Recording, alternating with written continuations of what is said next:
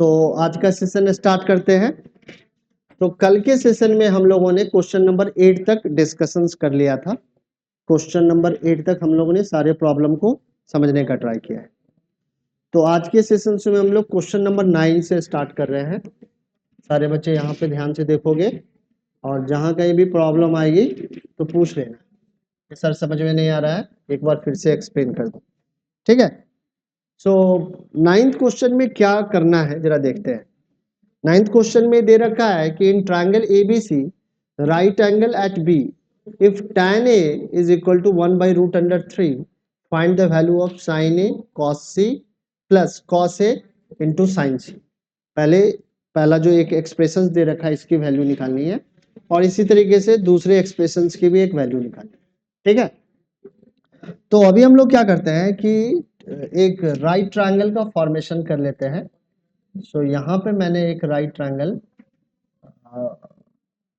बना लिया है और इस राइट ट्रायंगल में पहले आने का ट्राई करना है, ठीक है। इस राइट ट्रायंगल में हमने वर्टिसेस फिक्स करने हैं।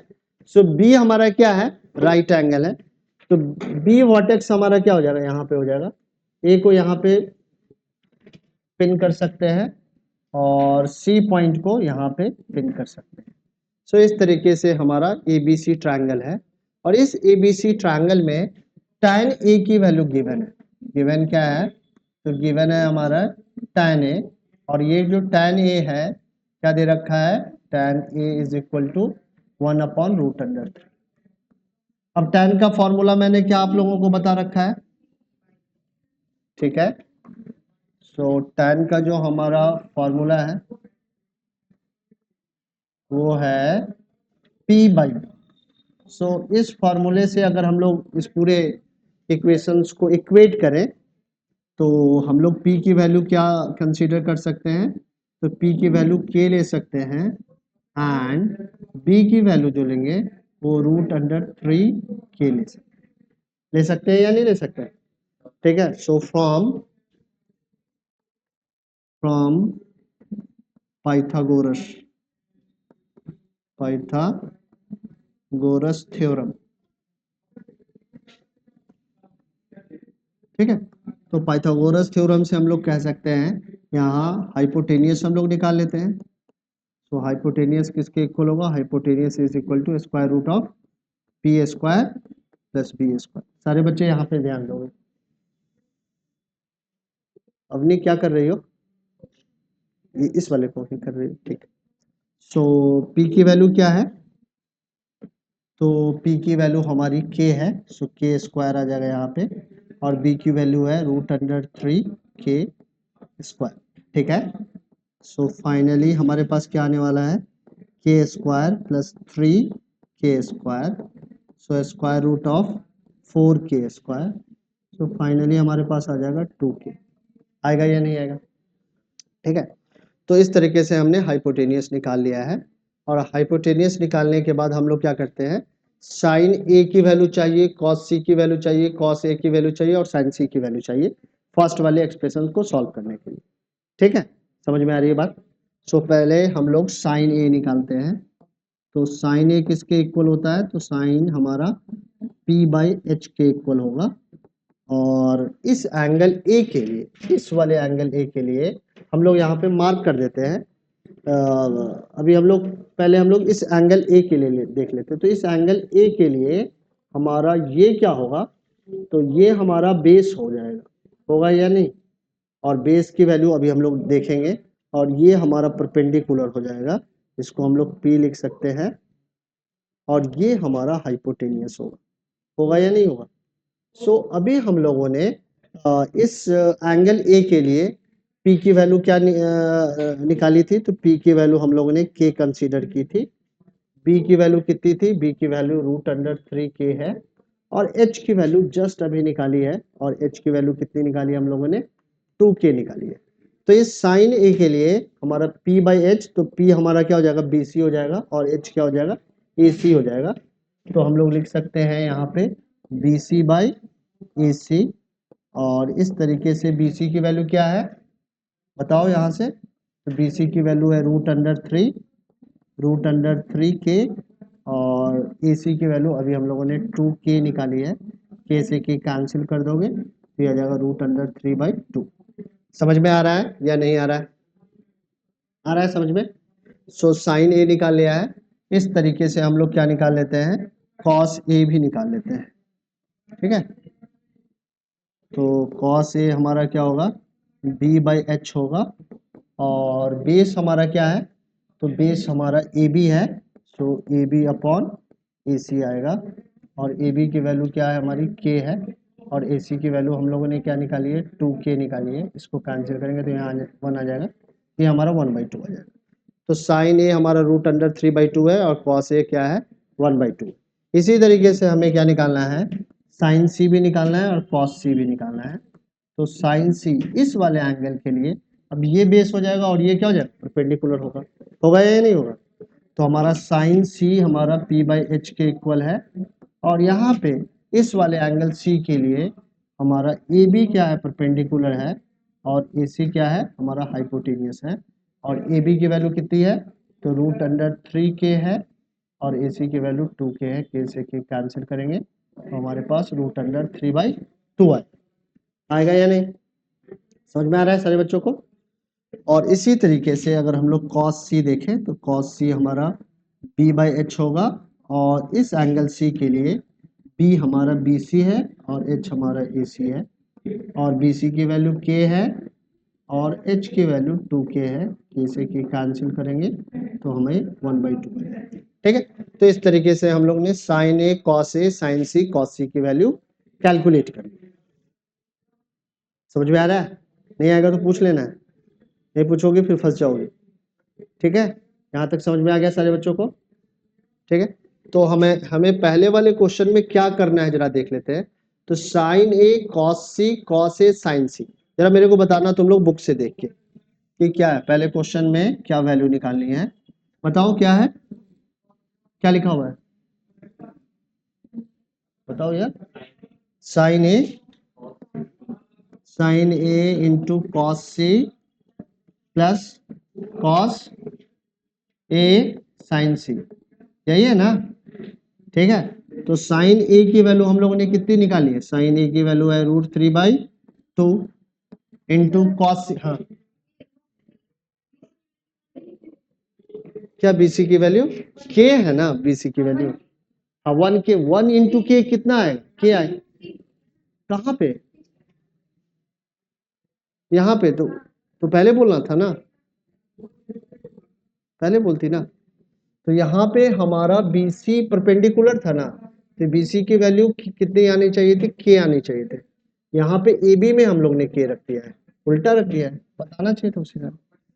ठीक है, इसको कैंसिल कर देते हैं, उसी समय बताया करो। यहाँ पे वैल्यू क्या आ जाएगी, के आ जाएगी, तो के से के कैंसिल हो जाएगा तो ये 1/2 आ जाएगा और यहाँ पे हमारा ए बी क्या है, ए बी हमारा √3k है तो के से के कैंसिल होगा, हमारा √3/2। ठीक है, अब समझ में आया? अब ठीक है, तो हमारा साइन ए की वैल्यू कितनी आई है, अब ये गलत हो गया फिर से 1/2 है और कॉस सी की वैल्यू कितनी आ रही है 1/2। इसी तरीके से कॉस ए की वैल्यू हम लोगों ने क्या निकाली अभी √3/2 और साइन सी की वैल्यू क्या निकाली है √3/2। तो फाइनली हमारे पास क्या आने वाला है 1/4 प्लस 3/4। ठीक है, 4 एलसीएम लेंगे तो हमारा 1 + 3 आ जाएगा और इस तरीके से 4/4 आ जाएगा, कैंसिल करेंगे हमारी वैल्यू क्या आ जाएगी 1 आ जाएगी। ठीक है, कभी कभी अगर आपको लग रहा है तो आप बता दिया करो उसी मोमेंट। हाँ सोच रही थी, नहीं बता देना है फटाक से, इतना सोच कॉन्फिडेंट बनना है, इतना टाइम नहीं लगना चाहिए। फटाक से देखा पता चल रहा है कि गलत वैल्यू अगर रख लिया है सर ने तो फटाक नहीं। ठीक है, समझ लेना है, कॉन्फिडेंट बनो, मेरा कहने का मतलब ये। ठीक है, तो फर्स्ट वाला क्वेश्चन को हम लोग ने सॉल्व कर दिया। सेकंड बताओ, सेकंड वैल्यू क्या है, सेकंड वैल्यू बता दो क्या है, cos A into cos C minus sine A into sine C, ये है ना? ठीक है, तो हम लोग क्या करते हैं यहाँ पे, कॉस ए की वैल्यू क्या है देख लेते हैं। तो कॉस ए की वैल्यू √3/2 है, और कॉस सी की वैल्यू क्या है 1/2 है। साइन ए की वैल्यू क्या है 1/2 है, और साइन सी की वैल्यू क्या है तो √3/2। मल्टीप्लाई करेंगे तो हमें मिलेगा √3/4 माइनस √3/4, और दोनों सेम वैल्यू है, माइनस होके क्या मिलेगा 0। तो इस तरीके से फर्स्ट और सेकंड पार्ट को हम लोगों ने सॉल्व कर लिया। टाइम पे आना है, आप लेट भी आ रहे हो कॉन्टिन्यूसली। मैं सोच रहा हूँ मम्मा से बात करूं क्या। हाँ, टाइम पे आना है। 5:30 से क्लास होती है, आप आते हो हाफ एन आवर लेट। थोड़ा सा पहले उठो, मेहनत करो, और अभी नहीं मेहनत करोगी तो कब करो। हाँ, फिर भी सोएगी। चलो, तो फिर ये क्वेश्चन तो खत्म हो गया तुम्हारा, ठीक है। तो सारे बच्चों को समझ में आ गया ये क्वेश्चन, कोई डाउट तो नहीं है। और कहीं पे कुछ अगर गलत लिख दे रहा हूं तो उसी मोमेंट में बता देना कि सर यहाँ से जो वैल्यू आप BC की लिख रहे हो ना, ये BC की वैल्यू K है, आपने √3 लिख लिया, ठीक है। क्योंकि आप वहां से देख रहे हो तो आपको ज्यादा ठीक क्लियर दिखता है, मेरे को साइड साइड से ऐसे करके देखना पड़ता है, थोड़ा सा मेरे को देखने में दिक्कत होती है उस साइड में, ठीक है। समझ में आ रहा है, तो आप बता दिया करो मुझे। आगे बढ़े, तो 9th क्वेश्चन हो गया है, और 10th बहुत ही इंपॉर्टेंट क्वेश्चन है, ठीक है। इसको मार्क कर लो, इसमें क्या लगा लो, डबल सर्किल लगा लो। 2 सर्किल का मतलब सबसे ज्यादा इंपॉर्टेंट, 1 सर्किल का मतलब इंपॉर्टेंट, और नहीं लगाया है तो ठीक है, ये भी आ सकता है, ऐसा नहीं है कि नहीं आ सकता है, बट इसमें कोई भी ट्रिक नहीं है। तो ये डबल सर्किल लगाया है, ये बहुत ज्यादा इंपॉर्टेंट क्वेश्चन है, ठीक है। तो क्वेश्चन नंबर 9 तक हम लोगों ने कर लिया है, अब हम लोग क्वेश्चन नंबर 10 करने वाले हैं।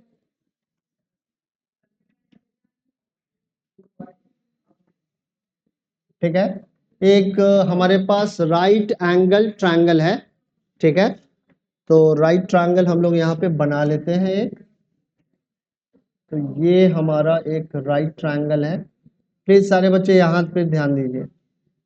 और इस राइट ट्रायंगल का नेम क्या है, तो इस राइट ट्रायंगल का नेम है PQR, और इस राइट ट्रायंगल में एंगल Q हमारा क्या है, राइट एंगल है PQR। तो इस तरीके से हम लोग ट्रायंगल मार्क कर सकते हैं, ठीक है। किसी बच्चे को कोई प्रॉब्लम तो नहीं है। निकिता और अनिकेत, आप दोनों को समझ में आ रहा है ना। चलो ठीक है, और यहाँ पे कुछ वैल्यू गिवन है, उस गिवन इंफॉर्मेशन को मैं यहाँ पे लिख लेता हूँ। क्या दिया हुआ है, तो गिवन है हमारे पास PR प्लस QR की वैल्यू गिवन है, और ये 25 सेंटीमीटर है, ठीक है, ये गिवन है। और एक और भी वैल्यू गिवन है, और वो है PQ, और PQ की वैल्यू क्या है 5 सेंटीमीटर है, ठीक है। तो जो भी गिवन वैल्यू है हम लोग यहाँ पे मार्क कर लेते हैं इस वाले डायग्राम में। तो PQ हमारा 5 सेंटीमीटर है, ये हमने यहाँ पे मार्क कर दिया। QR को हम लोग यहाँ पे x सेंटीमीटर का कंसीडर कर रहे हैं, और PR को यहाँ पे y सेंटीमीटर का मैं कंसीडर कर रहा हूँ, ठीक है। इस तरह के का कंसिडरेशन लेने में कोई प्रॉब्लम तो नहीं है, ले सकते हैं ना, ठीक है। अब यहाँ पे हमें क्या करना है, determine the value of sine P, cos P and tan P। तो ये जो ट्रिग्नोमेट्रिक रेशियो है, इसको निकालने के लिए हमें क्या चाहिए होगा, हमें बेस भी मालूम करना पड़ेगा और हाइपोटेनियस भी मालूम करना पड़ेगा। एक्स वाई अगर मालूम हो जाएगा तो हम लोग साइन P, कॉस P और tan P कैलकुलेट कर पाएंगे, ठीक है। सो पहले सबसे पहले हम लोग एक इक्वेशंस बनाते हैं फ्रॉम पाइथागोरस थ्योरम। लिखेंगे फ्रॉम पाइथागोरस थ्योरम,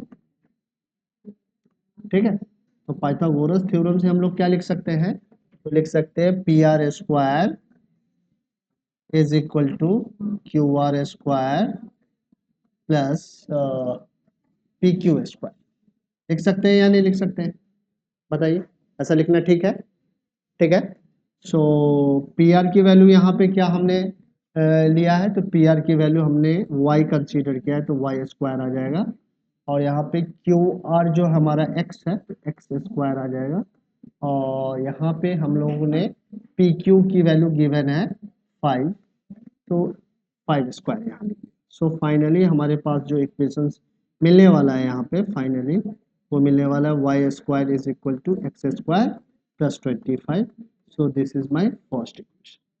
ठीक है, एक और भी गिवन इंफॉर्मेशन है, वो गिवन इंफॉर्मेशन क्या है, तो वो कह रहा है P R plus P Q R is equal to 25।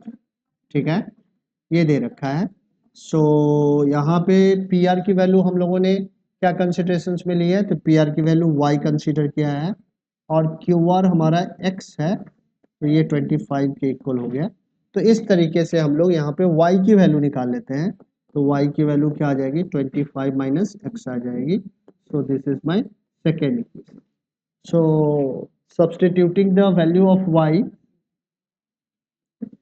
substituting the value of the value the above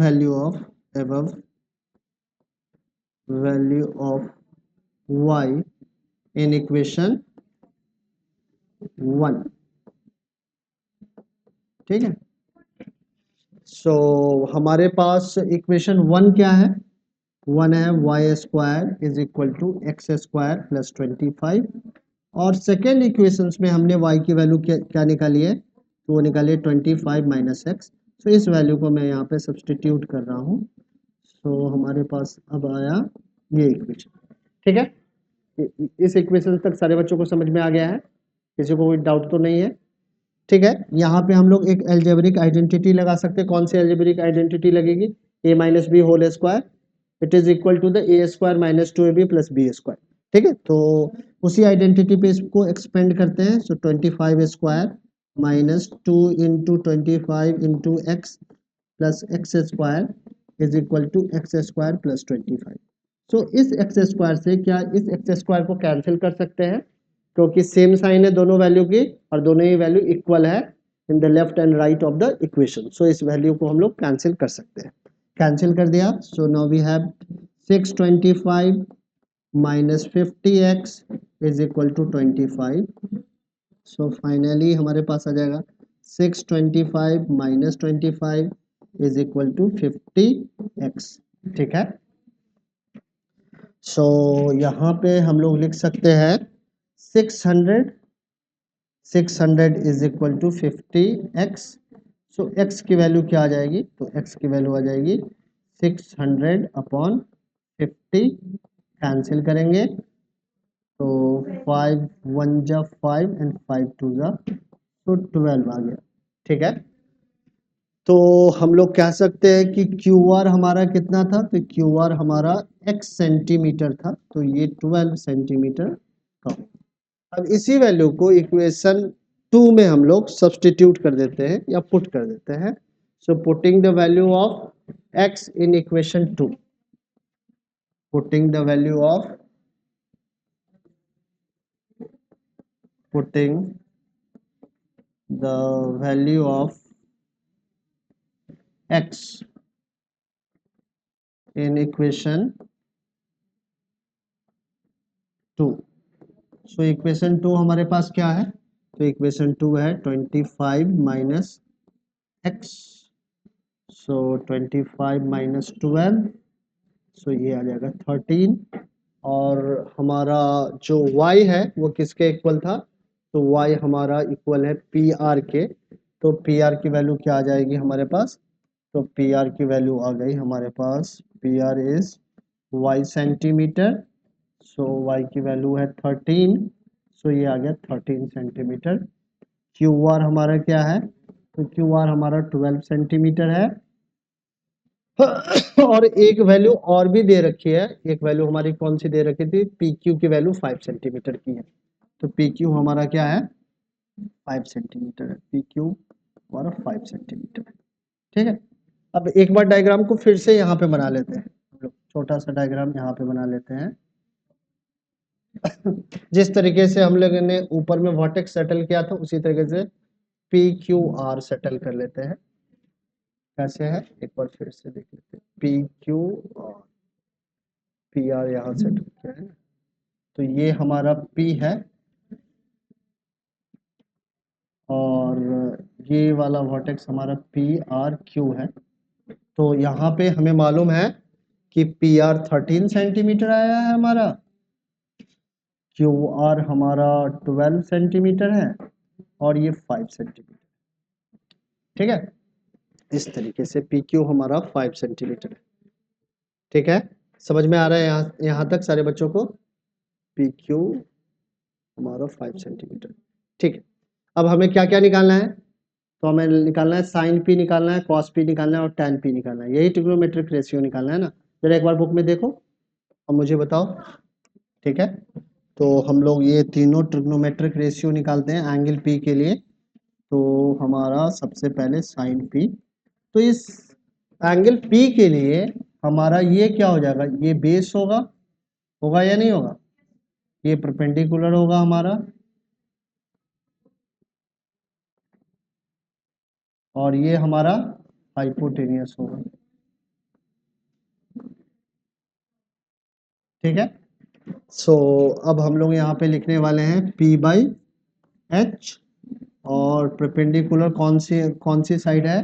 तो परपेंडिकुलर हमारा क्यू आर साइड है, तो Q R upon P are. तो क्यू आर की वैल्यू कितनी आ रही है? तो क्यू आर की वैल्यू 12, एक मिनट, 12 है, क्यू आर की वैल्यू 12 है और पी आर की वैल्यू हमारी क्या है? 13 है। तो इस तरीके से हम लोग लिख देंगे साइन पी, हाँ पी बाई एच। ठीक है, साइन, हाँ साइन पी बाई एच। अब कॉस पी भी निकालना है, तो कॉस पी हमारा क्या होगा? ये बी बाई एच के इक्वल होगा। और यहाँ पे बेस क्या है? पी एंगल के लिए बेस हमारा पी क्यू है, so P Q upon P R होगा। सो पी क्यू की वैल्यू कितनी है? तो पी क्यू की वैल्यू 5 है और ये 13। और इसी तरीके से हम लोग टैन पी भी निकाल सकते हैं। टैन पी किसके इक्वल होता है? पी बाई बी के इक्वल होगा। सो हमारा परपेंडिकुलर क्या है? क्यू आर है, so Q R upon P Q आएगा। क्यू आर की वैल्यू हमारी 12 है और पी क्यू की वैल्यू 5 है। तो इस तरीके से हमने साइन पी, कॉस पी और टैन पी कैलकुलेट कर लिया। क्या हुआ? ठीक है, आगे बढ़ जाए।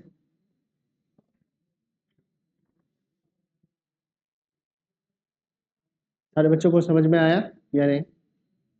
नहीं आया है तो पूछ लो, आ गया है तो फिर इसको लिखो और ठीक से रिवाइज कर लेना घर पे। आगे बढ़ जाए, ठीक है।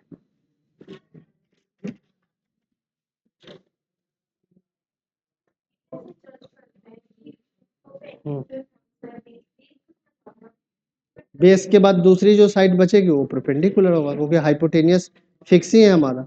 तो दो साइड का अगर नेम असाइन किए हो, आपने एक को बोला हाइपोटेनियस है, हाइपोटेनियस क्या है? Longest side of triangle. ठीक है, और बेस बता दिया कि बेस जो हमारा जो साइड एंगल से कनेक्टेड है वो बेस हो गया, और कांस्टेंट रहता है। ठीक है, बेस पता चल गया, फिर दूसरी जो साइड बचेगी वो परपेंडिकुलर ही होगी। ठीक है, अब हमारे पास जो क्वेश्चन है 11th, इसमें ट्रू एंड फॉल्स वाले स्टेटमेंट हैं। इसको क्या करना है, ले लेंगे हम लोग। यहाँ पे क्या कह रहा है? State whether the following are true or false, justify your answer. Justifications भी देना है, बताना है कि ट्रू है या फॉल्स है। और अगर हमने ट्रू कहा है तो उसके पीछे का कुछ ना कुछ जस्टिफिकेशंस होगा, अगर फॉल्स भी कहा है तो कुछ ना कुछ जस्टिफिकेशंस तो उसका भी होगा। तो पहला स्टेटमेंट हम लोग देखते हैं, the value of tan a is always less than 1। क्या वैल्यू ऑफ tan a हमेशा ही लेस देन 1 होगा? नहीं, ये फॉल्स है। तो ऐसा हम लोगों ने क्यों बोला है? तो हम लोग ऐसा एक सिचुएशन, जस्टिफिकेशंस में यहाँ पे बता रहा हूँ, एक सिचुएशन से ऐसा ले सकते हैं हम लोग जहाँ पे मान लो यहाँ पे हम लोगों ने ये ले लिया इस तरीके से। ठीक है, अब ये ए बी सी है। ठीक है, अब यहाँ पे ये 5 है, ये 4 है और ये 3 है। ठीक है, समझ में आई बात? 5 4 3 यूनिट का ही ये है। अब यहाँ पे अगर मैं tan c निकालूं तो क्या आएगा, tan c हमारा p बाई b होगा और यहाँ पे ये 4/3 आएगा, तो ये क्या है, ग्रेटर देन 1 है या नहीं। इस सिचुएशंस में ये ग्रेटर देन 1 है, तो आप कभी भी नहीं कह सकते हैं the value of tan a is always less than 1। It may be, it might be some time, it might be less than 1, ठीक है, कभी कभी ये लेस देन 1 हो सकता है, but we cannot say that it जो tan a की वैल्यू है it will be always greater than 1, ऐसा नहीं कह सकते हैं ना। समझ में आया। यहाँ पे एक हमने एग्जाम्पल लिया या कह सकते हैं कि एक सिचुएशंस लिया है, इस सिचुएशंस में हमने देखा कि tan c की वैल्यू क्या आ रही है, मोर देन 1 आ रही है। समझ में आ रही है बात, ठीक है, आगे बढ़े। ठीक, सेकंड देखते हैं। अब कोई बच्चा कहेगा tan a लेना है तो a यहाँ पे कर दो, c यहाँ पे कर दो, तो तुम्हारा ये tan a का वैल्यू आ जाएगा, ठीक है, इससे कोई अंतर नहीं पड़ता है। लॉजिकली ये देखना है कि tan थीटा जो है, tan के साथ जो एंगल है उसके साथ क्या tan की वैल्यू हमेशा ही लेस देन 1 आती है या कभी कभी ग्रेटर देन 1 आती है, कभी कभी इक्वल टू 1 भी आ जाती है। सो स्टेटमेंट, पहला स्टेटमेंट हमारा क्या है, फॉल्स स्टेटमेंट, ठीक है। अब सेकेंड स्टेटमेंट क्या कर रहा है, sec a is equal to 12/5 for the sum value of angle a, so it is a true statement। ये स्टेटमेंट कैसा है, ट्रू स्टेटमेंट है। किसी एंगल के लिए ये 12/5 आ सकता है, क्यों, क्योंकि sec a क्या होगा हमेशा, sec a होगा h बाई b, ठीक है। और ये हमेशा देखना है कि h की वैल्यू कभी भी b की वैल्यू से कम नहीं होनी चाहिए, h always greater then b। h क्या होगा, हाइपोटेनियस क्या होगा, बेस से हमेशा ही क्या होगा, बड़ा होगा। सो इस सिचुएशंस में हमें ये देखना था कि ये वाली वैल्यू जो है इससे तो छोटी तो नहीं है, तो छोटी नहीं है, तो ये स्टेटमेंट क्या है, ट्रू है, ठीक है, आगे बढ़े। उसके बाद थर्ड क्वेश्चन देखो, थर्ड क्वेश्चन क्या कहना है,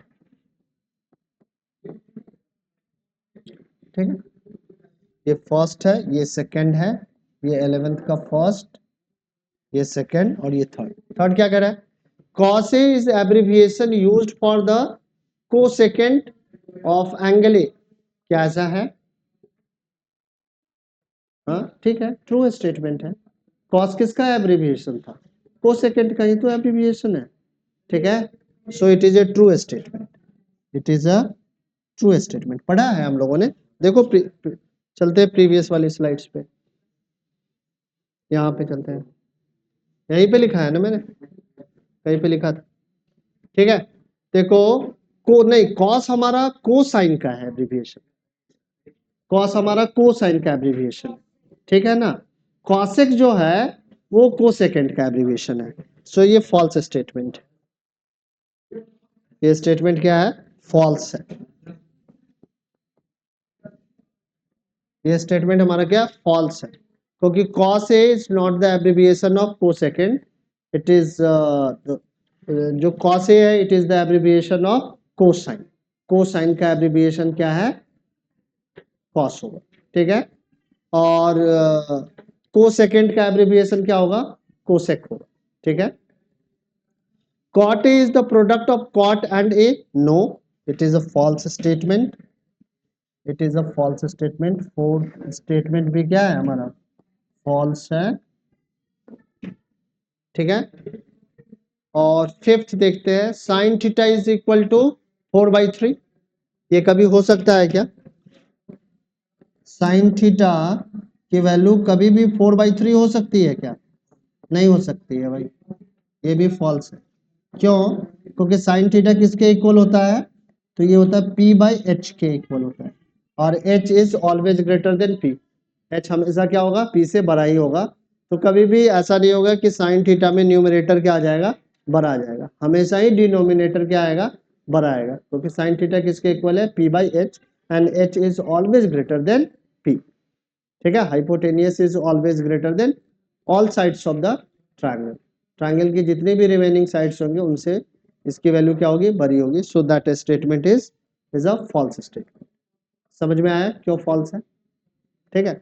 सो हम लोग देख रहे हैं कि यहाँ पे पहला स्टेटमेंट फॉल्स, दूसरा स्टेटमेंट ट्रू, थर्ड भी फॉल्स, फोर्थ भी फॉल्स, फिफ्थ भी फॉल्स।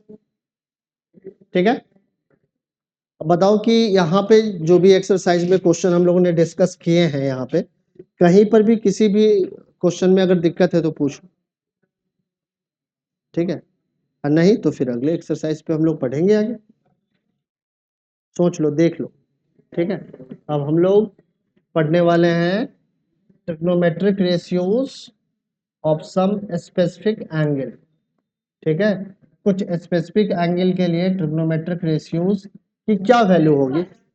फिफ्थ वाला चल लेते हैं पीछे। फिफ्थ वाले क्वेश्चन को एक बार फिर से देख लेते हैं। ये फिफ्थ क्वेश्चन है हमारा। ठीक है, फिफ्थ क्वेश्चन में सेक थीटा दे रखा था and calculate all other trigonometric ratios. बचे हुए ट्रिग्नोमेट्रिक रेशियोज निकाल सकते हैं। देखते ही समझ में आ गया क्या? ठीक है, बताने की जरूरत है क्या? नहीं। किसी बच्चे को और भी कोई प्रॉब्लम है तो पूछ लो, देख लो एक बार। सिक्स फिफ्थ के बाद ये सिक्स्थ है।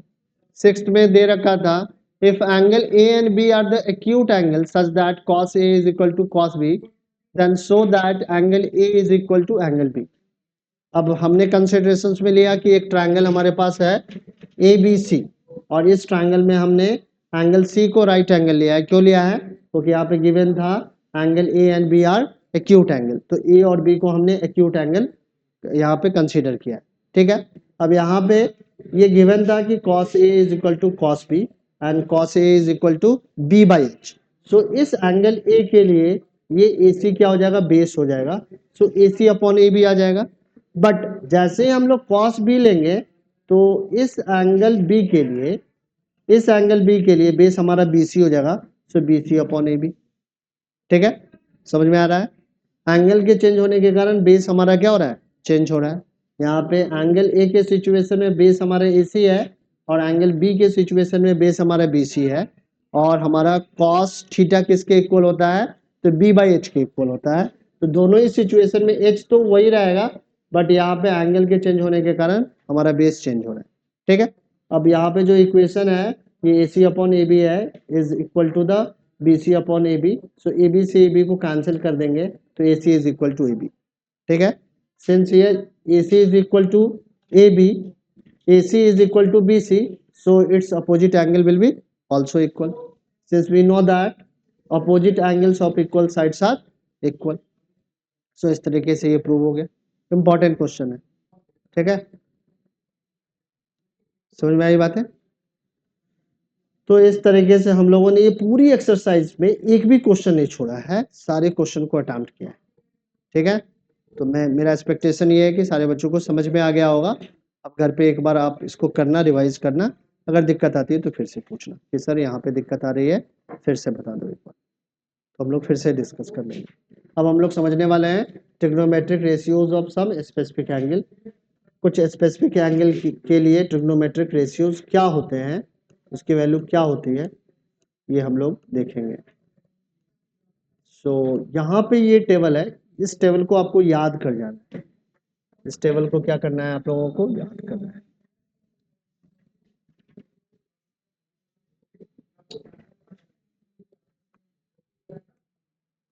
ठीक है, अब इसका प्रूफ भी है, ऐसा नहीं है मैथमेटिक्स में कुछ भी ऐसा स्टेटमेंट नहीं होता है जिसका प्रूफ नहीं हो। हर एक का प्रूफ है, हर एक का प्रॉपर एक क्या है? लॉजिक है। सो अगर यहाँ पे कुछ सर्टेन एंगल के लिए अगर ट्रिग्नोमेट्रिक रेशियो की कुछ वैल्यू है तो उसका भी प्रूफ जरूर है। ठीक है, सो अभी अगर चाहोगे तो इसको प्रूफ भी कर सकते हैं, बट एक बार हम लोग क्या करते हैं कि क्रॉसपॉन्डिंग एंगल के लिए हर एक ट्रिग्नोमेट्रिक रेशियोज की क्या वैल्यू है जरा देख लेते हैं। ठीक, तो क्या कह रहा है यहाँ पे जरा देखो। तो कह रहा है कि साइन 0 डिग्री के लिए साइन 0 की वैल्यू क्या आती है? 0 आती है। साइन 30 की वैल्यू कितनी आती है? 1/2 आती है। साइन 45 की वैल्यू कितनी आती है? 1/√2 आती है। साइन 60 के लिए √3/2 आएगी और साइन 90 के लिए क्या आएगा? 1 आएगा। साइन 90 की वैल्यू क्या है? 1। ठीक है, समझ में आ रही है बातें?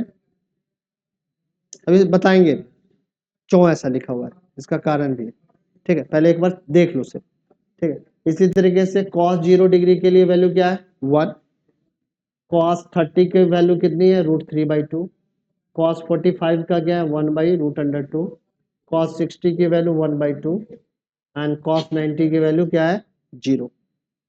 ठीक है, मैथमेटिक्स में कुछ अनडिफाइंड भी फॉर्म होते हैं, जैसे कि 0/0 ये एक अनडिफाइंड फॉर्म ऑफ मैथ्स है, k/0 is it is also undefined form of maths. So कुछ सिचुएशन कभी कभी ट्रिग्नोमेट्रिक रेशियोज में इस तरीके के भी सिचुएशंस बनते हैं। ठीक है, तो वहां पे हम लोग लिख देते हैं अनडिफाइंड, क्योंकि ये मैथ्स में क्या है अनडिफाइंड। ठीक है, सो यहाँ पे लिखा हुआ है tan 0 degree is equal to 0, tan 30 degree is equal to 1/√2, tan 45 is equal to 1 and tan 90 degree is not defined. ठीक है, तो ये वाला चार्ट आप लोगों को याद कर लेना है। समझ में आ रही है बातें? अब देखते हैं जरा एक दो का मैं प्रूफ बताता हूं ताकि लॉजिक समझ में आ जाए, फिर इसको खुद ही कर लेना। ठीक है, तो अभी हम लोग क्या करते हैं कि पहले tan 45 की जो वैल्यू आएगी वो ये 1/√2 क्यों आती है, इसको मैं आप लोगों को समझाने का ट्राई करता हूँ सबसे पहले। ठीक है, तो एक मैं अगर राइट ट्रायंगल यहाँ पे बना लो, तो इस राइट ट्रायंगल में ये भी आपको समझ में आ जाएगा। इस राइट ट्रायंगल में ये राइट ट्रायंगल है तो ये 90 डिग्री है और ये वाली एंगल हमारी 90 डिग्री है, तो ये दोनों क्या होगा एक्यूट एंगल ही होगा। ठीक है, अब क्या है कि अगर मैं इन दोनों साइड को इक्वल लूं तो इस कारण से ये भी एंगल 45 का हो जाएगा और ये भी एंगल 45 का हो जाएगा। तो ये सिचुएशन ऐसा हो सकता है या नहीं हो सकता है? तो इस सिचुएशंस में अगर यहाँ पे अगर ये वाली साइड की वैल्यू ए है तो इसकी भी वैल्यू क्या आएगी ए ही आएगी, बट इस हाइपोटेनियस की वैल्यू क्या आ जाएगी तो ये a√2 आएगा या नहीं आएगा? पाइथागोरस से कैसे निकालेंगे इसकी वैल्यू निकालेंगे a² + a², यही आएगा ना हाइपोटेनियस, तो ये क्या आ जाएगा 2a² आ जाएगा। सो यहाँ पे लिख सकते हैं √2a, लिख सकते हैं या नहीं लिख सकते हैं? ठीक है, अब चलते हैं हम लोग जरा, अगर ये ए बी सी है तो साइन सी निकालने का ट्राई करते हैं। साइन सी निकालने का ट्राई करते हैं। साइन सी का मतलब क्या हो गया साइन 45 डिग्री। साइन सी किसके इक्वल होगा p/h के इक्वल होगा या नहीं ये बताओ। p की वैल्यू यहाँ पे क्या है, इस वाले एंगल के लिए p की वैल्यू a है, h की वैल्यू क्या है a√2 है। सो इस a से a कैंसिल करें 1/√2 आएगा या नहीं आएगा, अब बताइए। ठीक है, आ रहा है या नहीं आ रहा है? अभी तो सोच में क्यों पड़ गए भाई?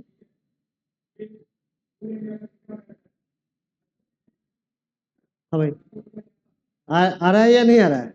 तो साइन 45 डिग्री की वैल्यू हमेशा ही 1/√2 आई। ठीक, समझ में आई बात है या नहीं आई? अब दूसरा सिचुएशंस लेते हैं, एक साइन 30 के लिए बताता हूँ। ठीक है, नहीं आया? बहुत बढ़िया, जबरदस्त। देखो फिर से समझो, यहां से गया ना जाएगा, क्योंकि मैथ क्या है कमजोर। फिर से समझने का ट्राई करते, एक राइट ट्रायंगल हमने कंसीडर किया। ठीक है, क्योंकि स्पेसिफिक वैल्यू लेनी है ना, तो वो स्पेसिफिक वैल्यू को तो डालना पड़ेगा यहाँ पे। तो मैंने कंसीडर किया इस राइट ट्रायंगल में ये एंगल हमारा एक तो 90 डिग्री होगा ही। ठीक है, हमें क्या चाहिए था साइन 45 डिग्री की वैल्यू हम लोग निकालना चाह रहे हैं कि साइन 45 डिग्री क्या हो, इसकी वैल्यू क्या आएगी, या कॉस 45 की क्या आएगी, या tan 45 की क्या वैल्यू आएगी, मैं ये निकालना चाह रहा हूँ। तो अगर मैं यहाँ पे एक एंगल 45 लूँ, लेना ही पड़ेगा क्योंकि हमें 45 डिग्री के लिए वैल्यू निकालना है, तो ये भी क्या होगा 45 होगा कि नहीं? चलो उसको भूल जाते हैं। ठीक है, अब इसका नाम मैं असाइन कर रहा हूँ, यहाँ पे मैं लिख रहा हूँ BAC। ऐसा नेम असाइन करने में तो कोई दिक्कत नहीं है। अब मैंने कंसीडर किया क्योंकि ये 45 है तो ये भी 45 है, तो ये दोनों ही साइड आपस में क्या होंगे इस तरीके से इक्वल होंगे ही होंगे। ऐसा नहीं होगा कि नहीं होगा, क्योंकि अगर किसी भी ट्रायंगल के दो एंगल आपस में इक्वल है तो उनके अपोजिट साइड्स भी आपस में इक्वल ही होती है।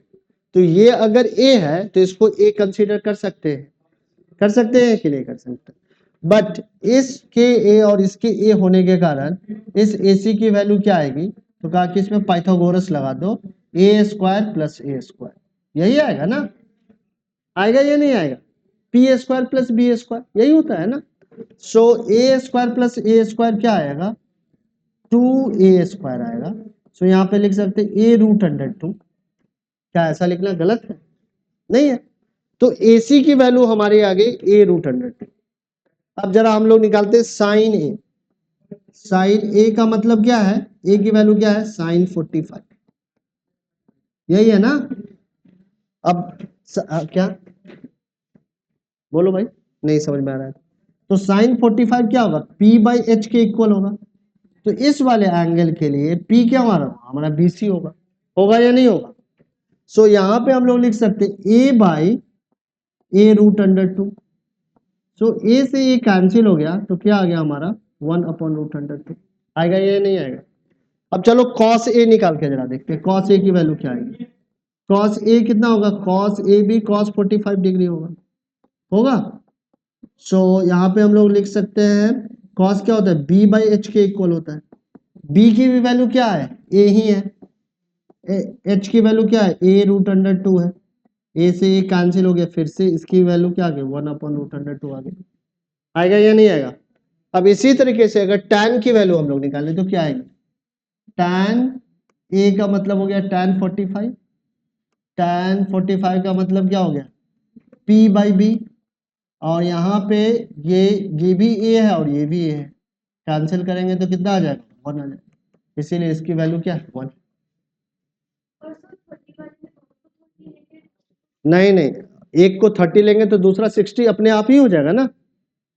अगर मैं 30 वाला सिचुएशन लूं, यहाँ पे एक 30 होगा तो दूसरा क्या होगा 60 होगा, दोनों इक्वल नहीं होंगे, बट क्या होंगे, अब जरा उसको कंसीडर करते हैं, उसको जरा समझने का ट्राई करते हैं, यही तो मैथ्स है,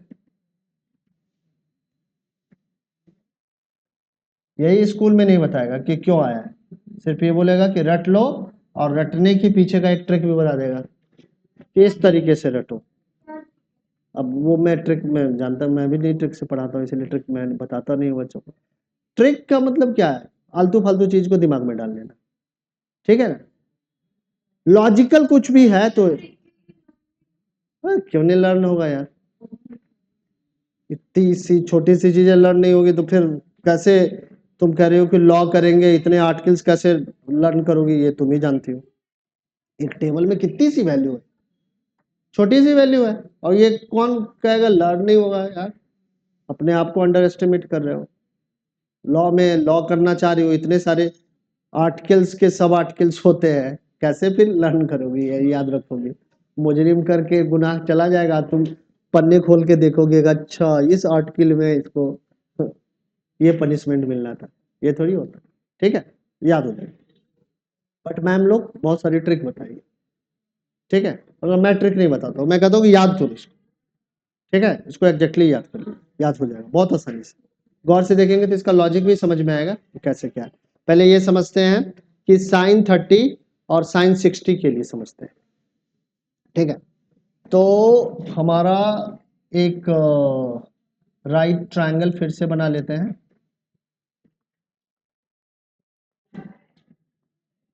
तो ये हमारा राइट ट्रायंगल हो गया, और यहाँ पे मैंने एंगल कुछ ऐसे लिया,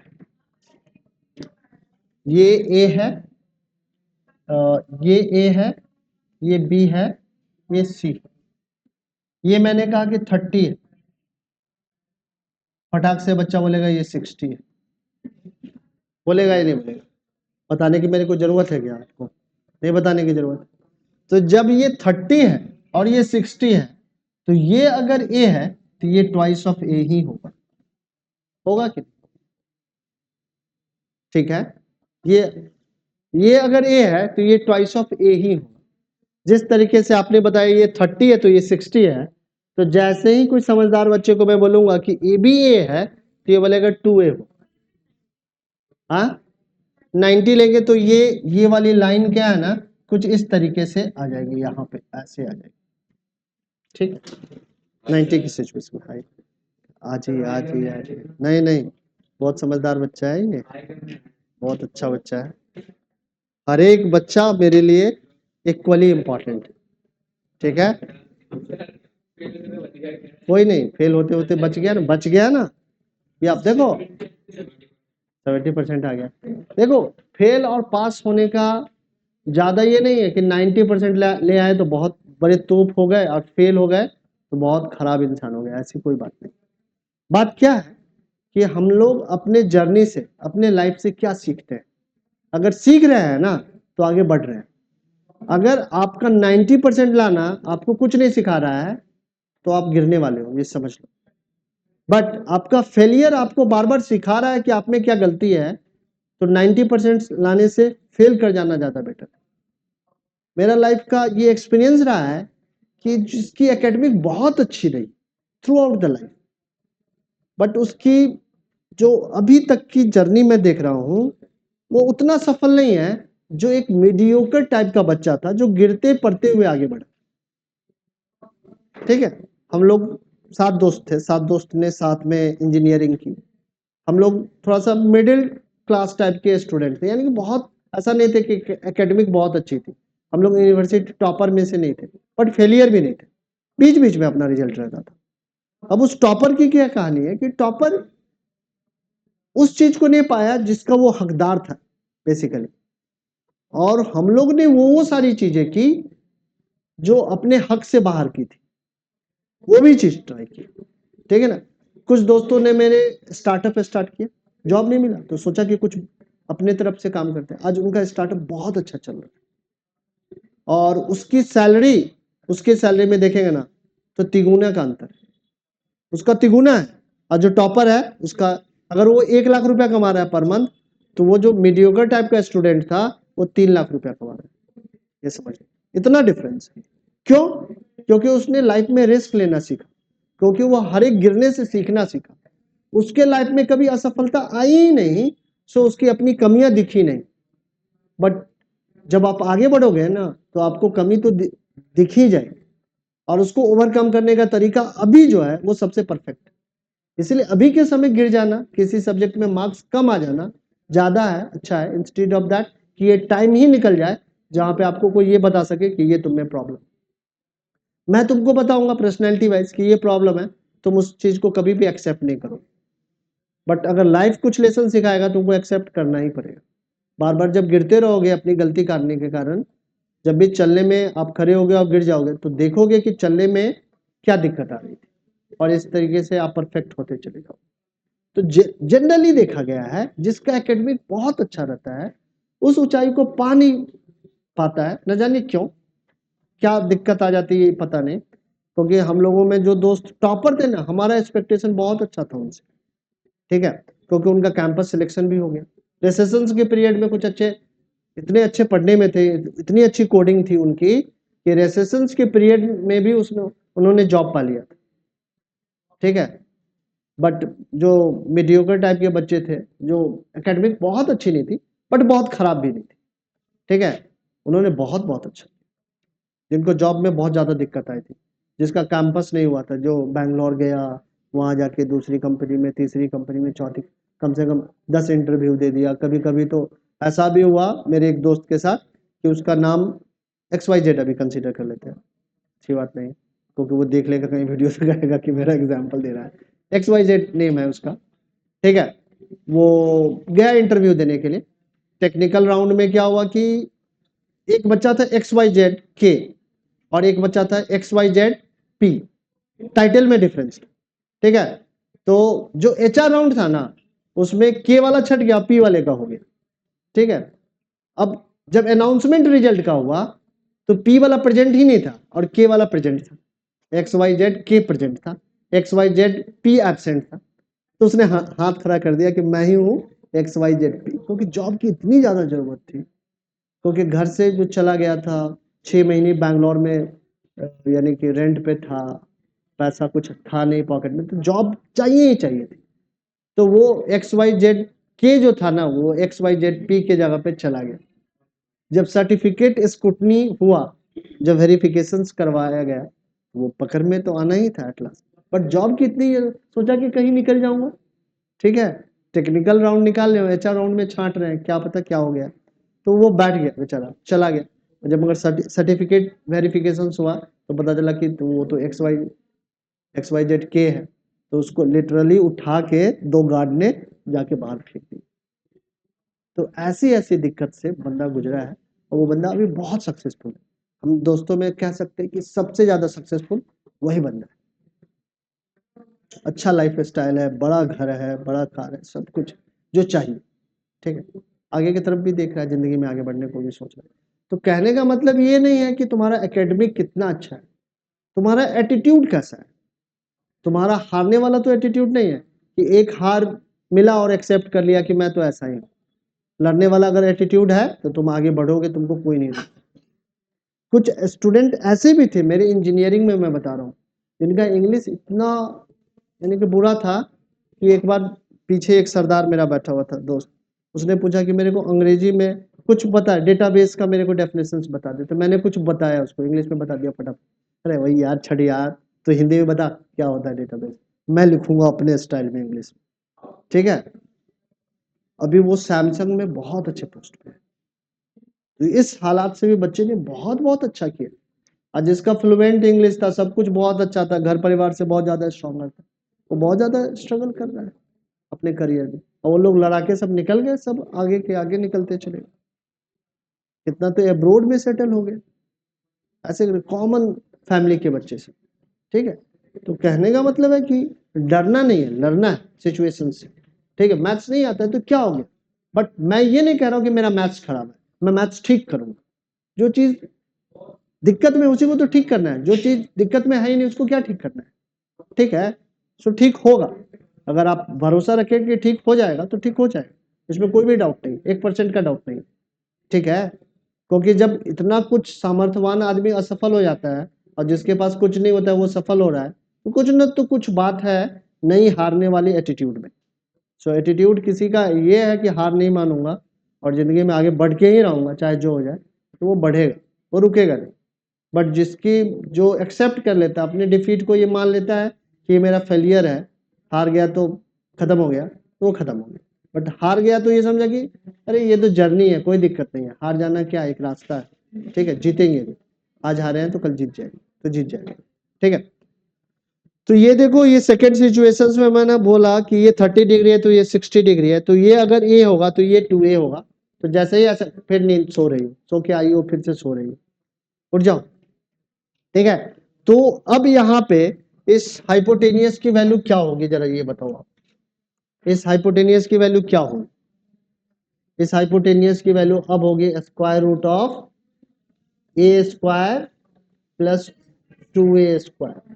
क्या निकल के आएगा, तो यहाँ पे आएगा हमारा 5A स्क्वायर आ जाएगा ना। यहाँ A है तो ये हमने 2A कंसीडर किया है ना, हाँ, अब 4A स्क्वायर आ गया, ठीक है। तो रूट अंडर ये 5A स्क्वायर, इससे बात नहीं बन रही है, कुछ ने कुछ गलत कर दिया क्या, ये हम ना उल्टा हमने कंसीडर कर लिया ना। ये अगर हमारा 30 डिग्री, ये तो हमारा 60 है, यहाँ पे ये 30 है, ये 30 है, तो ये हमारा 2A है। ये वाला एंगल अगर हमारे पास 2A है, ये वाली साइड हमारी 2A है, तो ये A हो जाएगी, ये तो ठीक यहाँ तक। तो ये हमारा कितना आ रहा है, ये 5A स्क्वायर आ रहा है, रूट अंडर 5 आ रहा है ना, ठीक है। 2A स्क्वायर, हाँ 3 आना चाहिए। तो यहाँ पे हमारा कुछ ना कुछ तो हम लोग गलत कर रहे हैं, हाइपोटेनियस हमारा गलत आ जा रहा है। हाइपोटेनियस जो 2A स्क्वायर है तो ये 5A स्क्वायर आ जाएगा, A रूट अंडर 5 आ जाएगा, दुगुना तो हो। एक मिनट, क्या दिखा है यहाँ पे, बताया प्रूफ बताया आपका, ये 5 है, BC हमारा क्या आ जाएगा, tan 60 के लिए सॉल्व है ना। अगर यहाँ पे ठीक है, ये 5 है, 30 है, एक मिनट, यहाँ बताया होगा 60 के लिए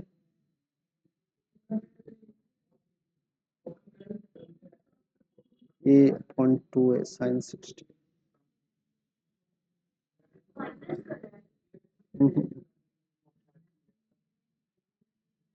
ऐसा कंसिडरेशन लिया है, परपेंडिकुलर डाला है, ये 30 है तो ये 60 हो गया, तो ये a है तो ये a/2 हो जाएगा यहाँ पे 30 60 90। तो इस सिचुएशंस में हमारा BD is equal to half by equilateral triangle ले लिया। अच्छा चलो करते हैं। अब हम लोग क्या करते हैं, यहाँ पे क्या कर लेते हैं इसको प्रूव करने के लिए, ये नहीं लेके हम लोग एक इक्विलेटरल ट्रायंगल ले लेते हैं। यहाँ पे क्या करते हैं बताता हूँ, इसको थोड़ा सा इधर शिफ्ट कर लेते हैं। अभी हम लोग क्या करना चाह रहे हैं, इसको ये प्रूव करना चाह रहे हैं कि sin 30 किस तरीके से 1/2 है और sin 60 किस तरीके से √3/2 है। इसको जरा हम लोग देखना चाह रहे हैं। यहाँ पे क्या करते हैं कि इक्विलेटरल ट्रायंगल बना लेते हैं, ठीक है। अब अगर ये इक्विलेटरल ट्रायंगल है तो इसकी हर एक साइड, अगर मैं एक साइड ए कंसीडर करूं तो ये भी ए होगा, ये भी ए होगा।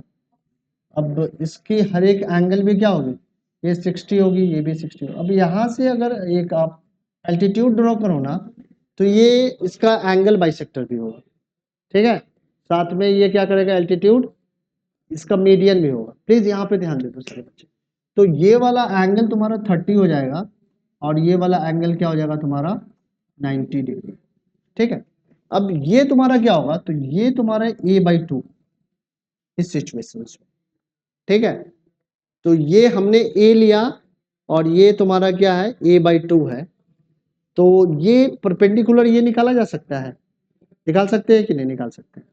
यहाँ पे ये 90 डिग्री है तो यहाँ पे ये वाला साइड कितना होगा, तो ये वाली जो साइड हमारी होगी ये a² माइनस a/2 का स्क्वायर के इक्वल आएगा या नहीं आएगा, ठीक है। तो आप लिख सकते हैं इसको a² माइनस में a²/4 लिख सकते हैं। सो इसका वैल्यू आ जाएगा 4a² माइनस a²/4। सो अब आएगा ये √3a² आ जाएगा। सो यहाँ पे आ जाएगा a√3/2। समझ में आया, ये तुम्हारा आ जाएगा इस वाले के वैल्यू। अब यहाँ पे अगर हम लोग sin 30 निकालें, इस वाले एंगल के लिए sin 30 निकालें तो sin 30 किसके इक्वल होगा, ये वाला एंगल लेंगे तो ये परपेंडिकुलर हो जाएगा, तो परपेंडिकुलर a/2 के इक्वल है, ठीक है। और हमारा यहाँ पे ये परपेंडिकुलर है और ये हाइपोटेनियस है, ठीक। तो हाइपोटेनियस हमने कितना निकाला है, हाइपोटेनियस हमारा a है, ठीक है। सो ये a/2 into 1/a, so a से ये कैंसिल हो गया, 1/2 आ गया, ठीक है। आ रहा है कि नहीं आ रहा है। इसी तरीके से आप sin 30 निकाला है, cos 30 भी निकाल सकते। cos 30 डिग्री किसके इक्वल होगा, तो बेस बाय हाइपोटेनियस, और इस वाले 30 के लिए ये बेस है और बेस की वैल्यू हमने कितनी निकाली है, a√3/2 निकाली है, और हाइपोटेनियस हमारा क्या है, a है, a से a कैंसिल कर दिया, आ गया √3/2, ठीक है। तो एक दिन हम लोग पूरा इसका प्रूफ ही डिस्कस कर लेंगे। अभी तो आप सीधा क्या करो, ये प्रूफ कभी पूछेगा नहीं, बट आपके क्यूरियोसिटी को शांत करने के लिए ये मैंने ये बताया कि किस तरीके से इसका प्रूफ, ठीक है ना। क्या b/h, ठीक है। तो इस तरीके से इसका भी प्रूफ है, तो आसानी से आप इसका भी प्रूफ कर सकते हो।